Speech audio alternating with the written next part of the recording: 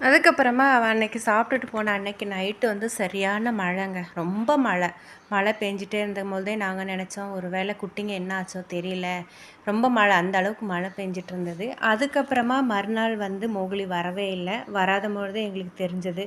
ஒரு நாள் ஃபுல்லாமே வரல. அதுக்கு அடுத்த நாள் வந்துச்சு. ரொம்ப சோகமா தான் வந்தது. எப்பவும் இருந்த அந்த ஒரு சந்தோஷம் அவன் முகத்துல இல்லன்னும்பொழுது எங்களுக்கு தெரிஞ்சிருச்சு. குட்டி இல்ல போல இருக்கு அப்படின்னு சொல்லிட்டு. அதுக்கப்புறமா அவ வந்து என்ன பண்ணான்னா, நம்ம வீட்டுக்கு முன்னாடி வந்து வீட்டு வேலை நடந்துட்டு இருந்தது. மணலெல்லாம் கொட்டி வச்சிருந்தாங்க. அந்த மணல் மேலேயே படுத்துட்டா. ஆனா சாப்பாடு வச்சும் சாப்பிடல. 2 நாளா அவ சாப்பிடவே இல்ல. அங்கேயே தான் படுத்திருந்தா.